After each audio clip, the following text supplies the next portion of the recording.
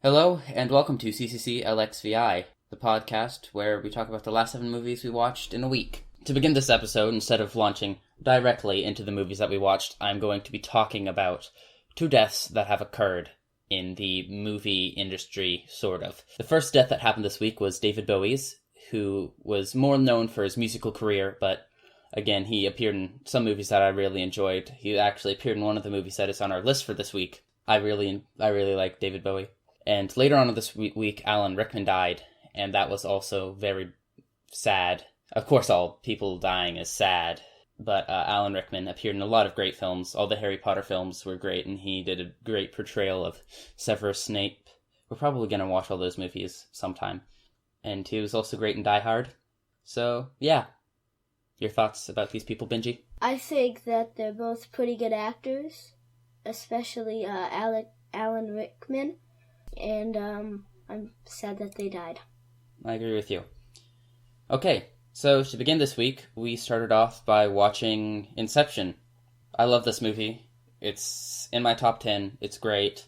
The whole idea of Inception is great. I first watched it whenever I was I don't quite know. I was a lot younger than I am now. Whenever it came out, I watched it in theaters, and I really liked it, and the whole idea of going into people's dreams and stealing information and stuff was awesome, even though I didn't quite understand it, but I love it, and it's great.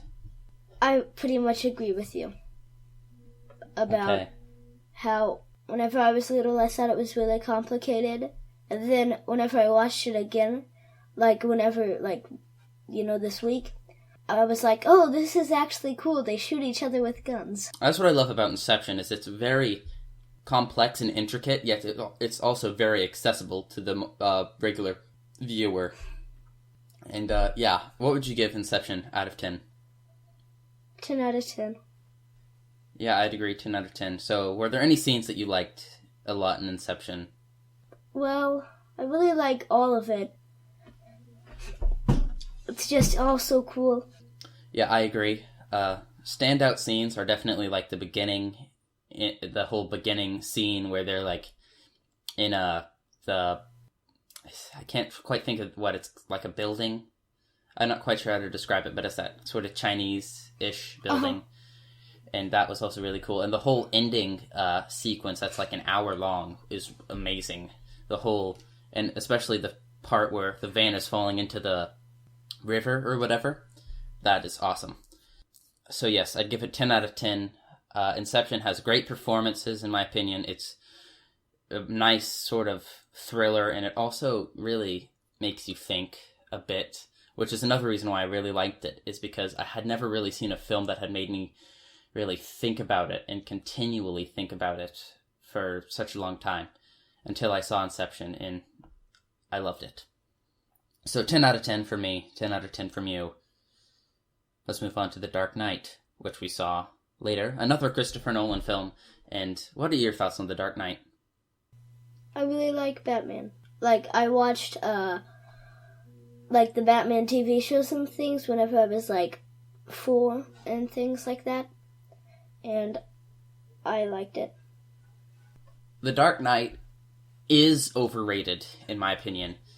Definitely. The Dark Knight is often hailed as being one of the best movies of all time. And it really, in my opinion, it's not even my favorite comic book movie, probably. I don't know. It was really good. I really enjoyed it, though. I love it. It's great.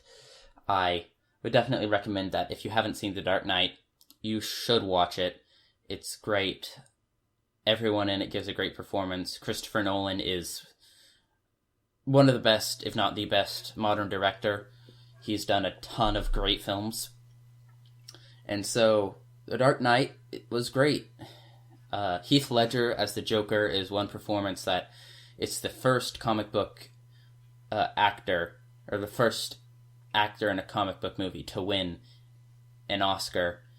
And he died after being the Joker, so I guess that was also a bit of maybe some reason why he won, is because he was a great actor, and they felt like now is the time to give him his Academy Award. So, yes, Dark Knight is great. A bit overrated, but still great. On to the third movie. We forgot to rate it. Oh, yeah, sorry. What do you give it out of 10? Like a 7 or maybe a 6 or an 8. I'd say probably a 7. I'd give it a 9. But was it that good? It was pretty good in my opinion. I kind of was tired whenever I was watching it, so maybe I may have fell asleep. Or I may have just not been focusing very well. Yeah, that's the thing is we tend to watch movies late at night, so we get a bit sleepy. But, so yeah, that's one of the downsides of watching a ton of movies, is that you have to find time to fit them into your day, and sometimes that's late at night, and you are sleepy, and you can't quite focus on the movie. And so, on to the third spot, Commando, starring Arnold Schwarzenegger. This film is not a good film, but it is awesome. It's not a good quality film, but it's very fun to watch, and I enjoy it very much. Your thoughts? I love Arnold Schwarzenegger. I love how he's just shooting everybody. I like how he just is so...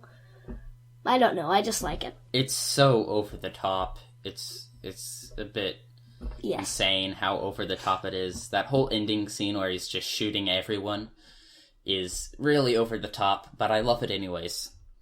And so I love Commando. It's one of my favorite Arnold movies. The two Terminator films probably are the best because they were probably the best made, but Commando is very fun to watch, but not the best movie. So I love Commando. I'd give it a 7 out of 10. A 6? Wait, I'd probably give it an 8. An 8?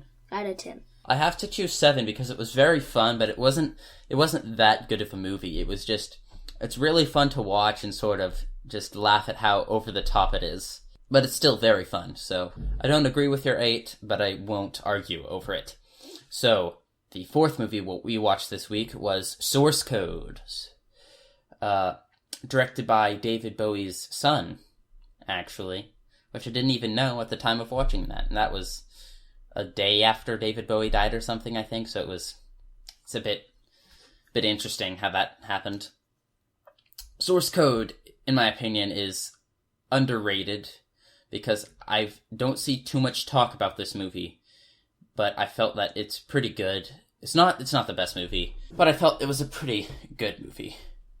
Benji. I really like how, he's on the train, then the train explodes, and then he's on the train again, and how he's got to go through all that stuff, and Yeah, I like that too.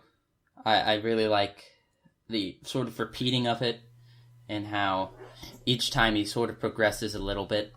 And so it's very nice. I like it. And so Source Code, pretty good. I'd give it a 7 out of 10. What about you, Benji? A 7 out of 10. A 7 out of 10?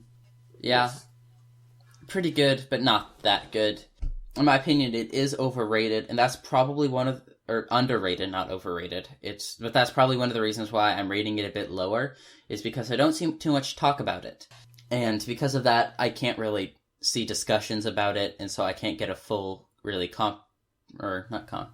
can't really fully think about it in my mind without seeing a lot of other people discuss it and stuff.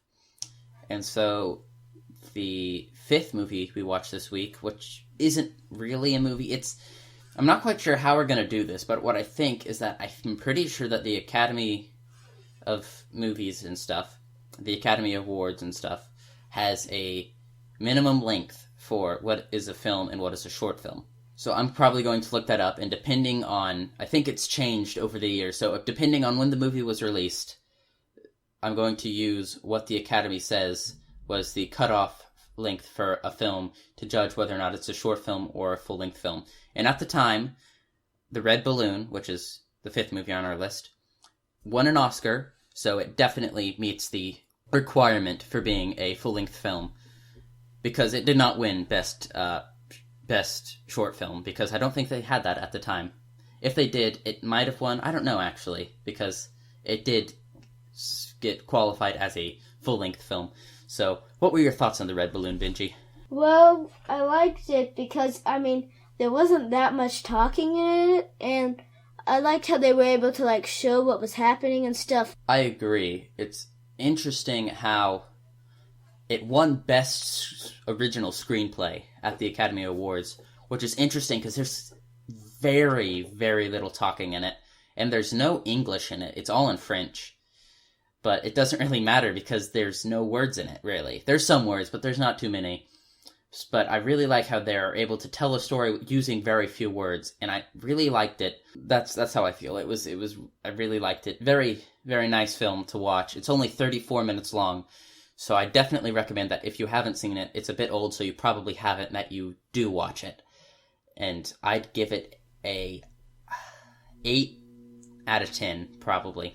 So, on to the 6th movie that we watched was Shanghai Noon.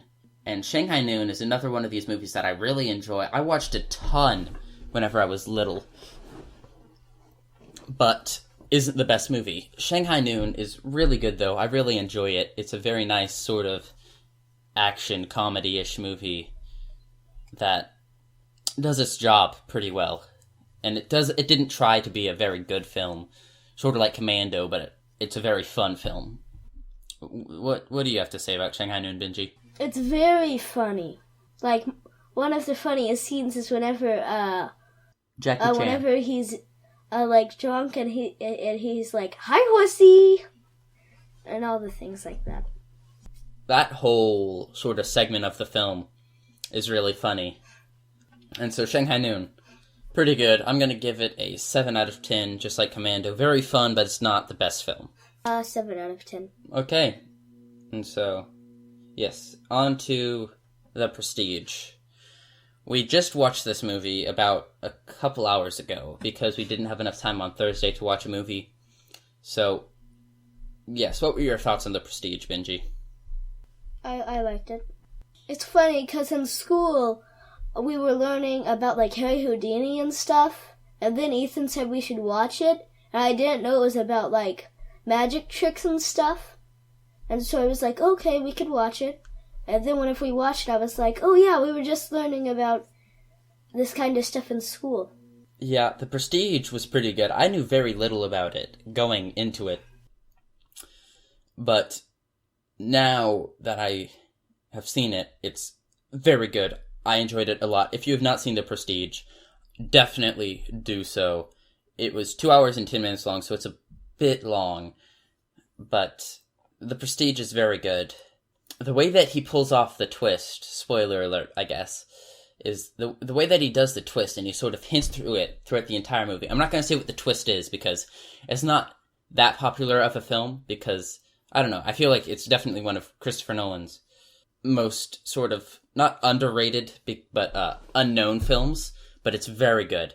So the way that he does the twist, and he hints to it throughout the entire film, and so if you watch it again, you sort of realize how he's hinting to it throughout the entire film is great. I love it.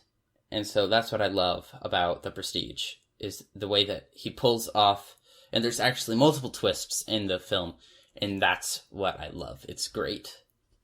And also, David Bowie was in this movie as Nikola Tesla, and so that's great.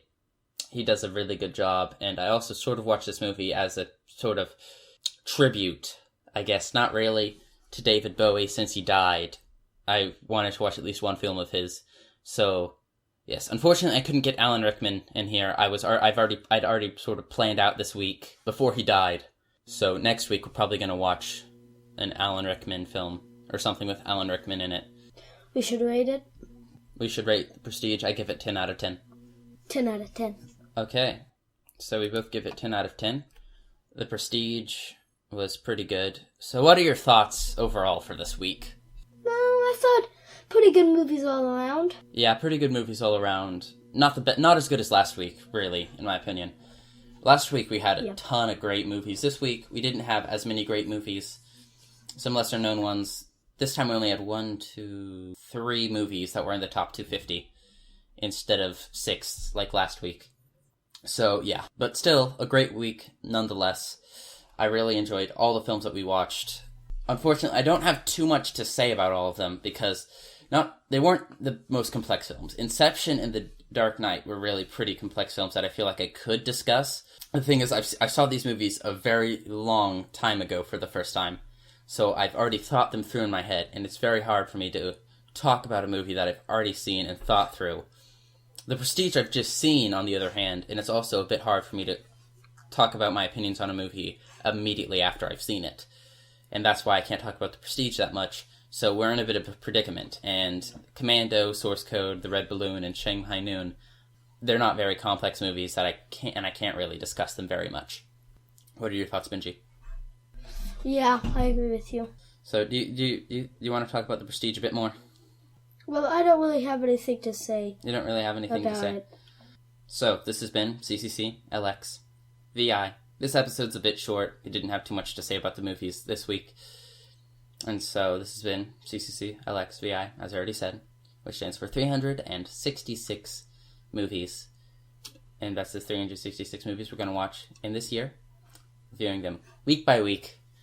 Tune in next week to see the next 7 movies that we watched from our point of view, but probably not from your point of view. Who knows? So, goodbye, farewell, the end.